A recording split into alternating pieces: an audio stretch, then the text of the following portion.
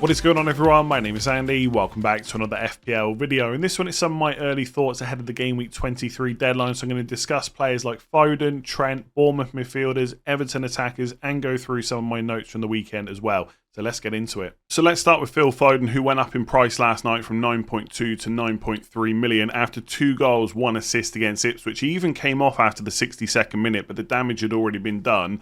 This one for me feels a little bit like points chasing. If we look at his recent returns, he has been incredible, right? It's 5 goals, 2 assists over the last 4 game weeks. That's the kind of returns you want from someone that costs 9.3 million. But it does coincide with great fixtures.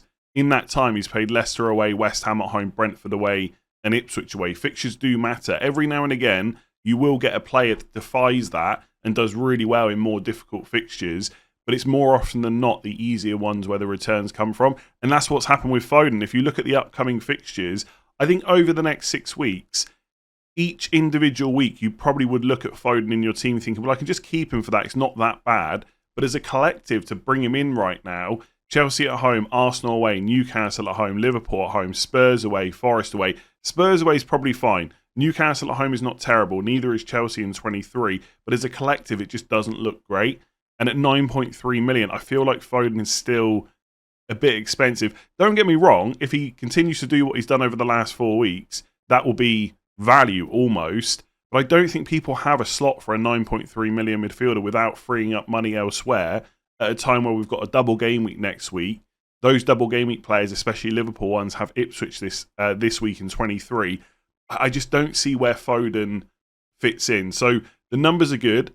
The minutes look decent. I suspect that part of the reason he came off early was because the game was already won against Ipswich. Most of the time he's kind of playing 70 to 90 minutes most game weeks. But I just don't see him as a great long-term pick, and so I wouldn't be bringing him in this week. I think you've missed the boat, basically. It doesn't always happen like that, but I think in this case you probably have. Fair play for anyone that picked him up for those good fixtures. For the rest of us, we just have to leave it, I think. So not only did Everton win a game of football yesterday, their first one since game week 14, but they also scored 3 goals in the process, and I appreciate that they were playing against that Spurs team who don't exactly have their first 11 available right now, but it is maybe something to take note of, because the previous games between that 4-0 win in game week 14 against Wolves and the Spurs win, they only scored 1 goal between game week 16 and 21. And to be fair, they really did not have the easiest fixture run.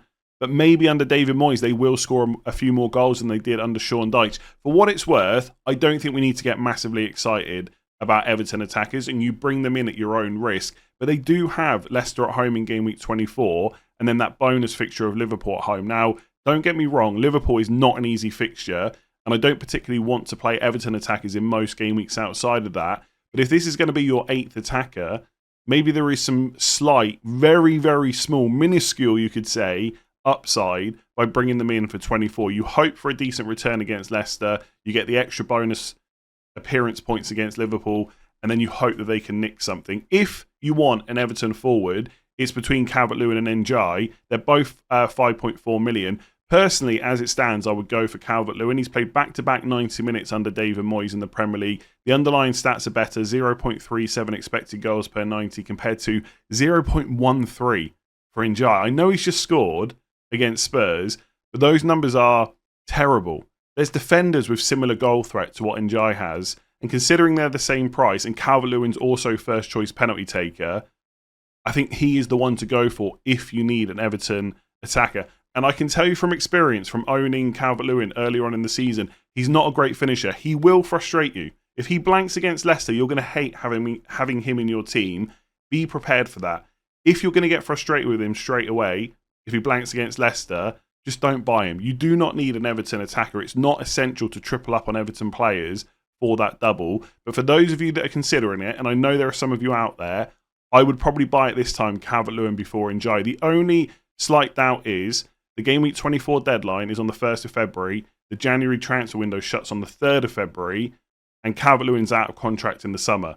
There is a very small chance that if we get to that deadline in 24, that they sell him afterwards and he misses that Liverpool game, and obviously then isn't available after that. I would probably say if we get to Game Week 24, 1st of February, and he's not been sold, the chances are really slim that that would happen. but it's still a possibility. So Calvert-Lewin will be the one for me. If you want to ignore Everton attackers, that probably is a good plan. So after that 4-1 win at the weekend against Newcastle, there's going to be a lot of interest in Bournemouth midfielders, and rightly so, because they all provide pretty decent value. I think the best entry point to bring them in is probably game week 25, where they got Southampton away, Wolves at home, Brighton away, Spurs away. And then after that Spurs game in game week 28, it's then Brentford at home in game week 29. So some teams will blank in 29. Bournemouth will not be one of them. Brentford at home is a decent fixture. And if you're someone that's already used your wild card, you then get Ipswich at home in 30, followed by West Ham away, Fulham at home, Palace away. So the fixture run for Bournemouth is pretty good, and the prices for Bournemouth midfielders are decent as well. You could bring them in this week if you wanted to. I don't mind Forest at home, but Liverpool at home in 24 is a bit more difficult. Even though Bournemouth will cause most teams problems, I just don't think there's a rush to get them in. If you can wait till 25, that's probably better. If you desperately need a new cheap midfielder this week, I would probably look at Bournemouth as a long-term option. A few weeks ago, I discussed Kluivert and Semenyo, and Semenyo was my preferred choice because he was constantly getting 90 minutes, and the underlying stats from open play are just better, and that is still the case. 0.29 expected goals per 90, 0.14 expected assists. You compare that to Kluivert, despite the hat-trick at the weekend from open play, 0.18 expected goals per 90, 0.08 expected assists. Not great. And he's not a player that always plays 90 minutes. The only thing that kind of steers me more towards Kluivert at the moment is because of the injuries that Bournemouth have got, the amount of injuries, he will get more minutes. You saw against Newcastle, he got the full 90. Had they had options on the bench, he might have got brought off earlier, and he's on penalties as well. So I think right now, at least in the short term, you could maybe argue that Kluivert is the better option. But as Bournemouth get more players back, I think Semenyo's minutes will basically overtake Kluivert's. And for that reason, I think Semenyo is still the longer term pick, but it's very close between the two. The other option, by the way, is Utara, who's only 5 million, and at the moment is playing as their number 9 and has got back-to-back 90 minutes. He did score in the game against Newcastle, but it got ruled out, but he still finished with a assist. So he could be a nice option if you don't have 5.6 million, but I still think the one to go for longer term, if that's what you're looking at, is probably Semenyo. But obviously I don't mind Kluivert. At the moment the minutes are good. He's on penalties as well. It's a close call between the two. So it was another 90 minutes for Trent at the weekend. He ended up picking up an assist and a clean sheet against Brentford, finished on 11 points. And just to read off some of the numbers for him so far this season, it's 1 goal, 5 assists, so 6 attack and returns, and 8 clean sheets. So 14 returns total, and he's played in 20 matches. One of those matches he came off injured after about 20 minutes. Another match he came off the bench after that injury for about 20 minutes. But overall, he's played in 20 matches. To have 6 attack and returns, that's pretty decent. That's almost 1 in every 3 games. That's not bad for someone that was talked about as not being as attacking so far this season. That's not how it's playing out. And at 7.2 million, he's not cheap, but I still think he provides pretty good value for the consistency, especially with the fixtures Liverpool have got coming up. It's Ipswich at home in 23, great fixture. The double is not ideal because they're both away games, but you've got that extra match in there. The attack and returns are definitely possible. And then you've got Wolves at home in 25. After that, maybe you look to sell him for City away in 26, Newcastle at home in 27. But if you don't, you've then got Southampton at home in 28. Liverpool will probably blank in 29 if they can overturn that deficit in the Carabao Cup against Spurs, which I think most people expect them to do. But the fixture run for the next 6 game weeks is just too good to turn down. For me, and I've said this for a while now, I think Trent is the second best Liverpool option alongside Salah. He's got the minutes. Like, Conor Bradley has still only started 1 game this season in the Premier League. That was when Trent was injured. After all that talk about Conor Bradley after the 4 or 5 minutes he played in the Man United game, he's not had a minute since, and Trent has. I think what people are waiting for is for me to sit here and tell you that Trent is 100% guaranteed to start all these matches, and I can't do that. He's not as nailed as Van Dijk, but all the evidence from this season so far tells us that he will probably play the next 4 games over the 3 game weeks. And Liverpool have quite a few games in the Champions League, FA Cup and stuff like that where they can rest players. Like, the Champions League's pretty much done for them in terms of finishing top 8. So I wouldn't be surprised if Trent starts midweek, but I still think he'll start against Ipswich as well. They've got a league title to go for. So if you want absolute 100% security of minutes, you go for Van Dijk. If you want the more attacking defender with like 99% assurity of minutes, I think you go for Trent. And I really don't think there's a great argument to avoid him at the moment. So another defender to add to their attack and returns tally this weekend was Kerkez with a goal against Newcastle. That's now 2 goals, 3 assists for the season, which is not bad for someone that costs less than 5 million. He's currently 4.8. And I think in the short term, Bournemouth have pretty good fixtures from a defensive point of view. Forest at home in 23, even though they've obviously got the best forward in the world, is still on paper not a terrible fixture. Southampton away in 25, Wolves at home in 26. I quite like all 3 of those. Liverpool at home in 24 is not great, but when you've got defenders costing less than 5 million, you can just bench them for games like that. Brighton away, Spurs away in 27, 28, also not ideal, but then you've got Brentford at home in 29. And as I discussed earlier with Semenyo and Kluivert, if you're running through, you've then got that Ipswich at home game in 30. So Kerkez is worth looking at if you need a new cheap defender. But again, as with a lot of players, there's no need to rush him in. I'm sure a lot of you have got pretty decent defences this week. I've got Trent, Gabriel, Munoz. I might even bring in Van Dijk. There's no need for me to even look at Kerkez until 25 at the earliest. If you're really stuck for cash, I also quite like Howson. In fact, I'd be tempted to get Howson even if you're not stuck for cash. That 0.4 million difference might be, it might really help later on, right? You might not need the money right now, but you might do at some point. And Howson is only 4.4.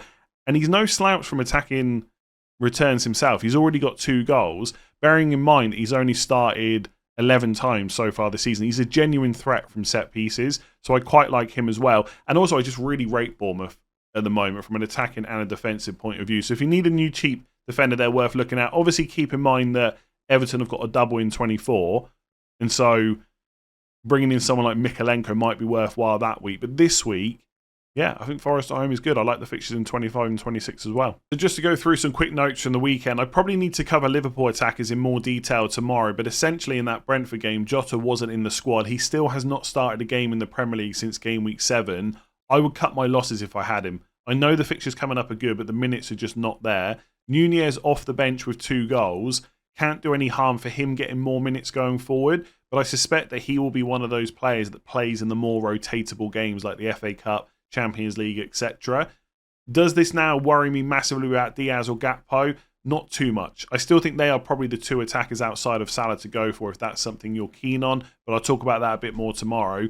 Lewis Hall was subbed off for Trippier, which is interesting because Livramento stayed on. Lewis Hall did not play particularly well in that Bournemouth game, but he wasn't the only one. Newcastle just had...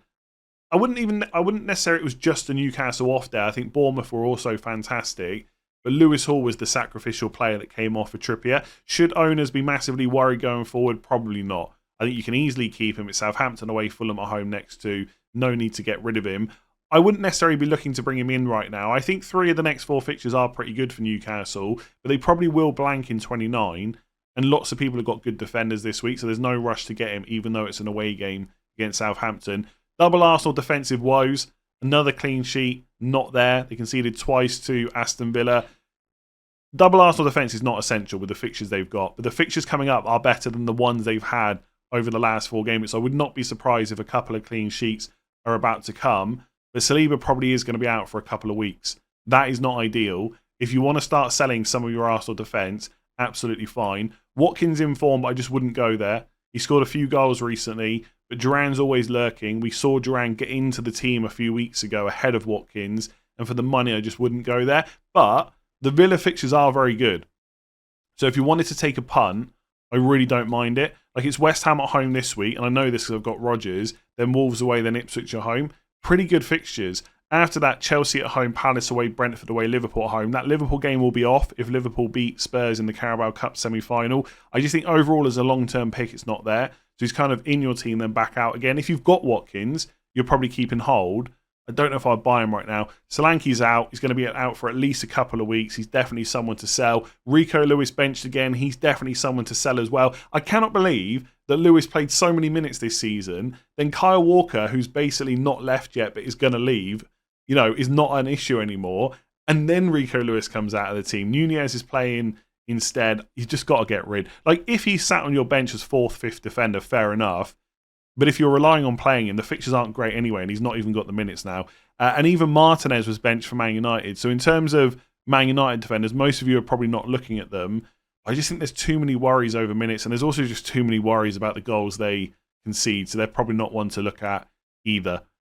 Thank you very much for watching. Give it a like if you enjoyed it. Hit that subscribe button. Rate 5 stars if you've been listening on podcasts as well. Plenty more videos to come this week for any players that I haven't covered. I definitely will go into Liverpool attackers a bit more and discuss the assistant manager chip too. But for now, I am off. Thank you very much for watching.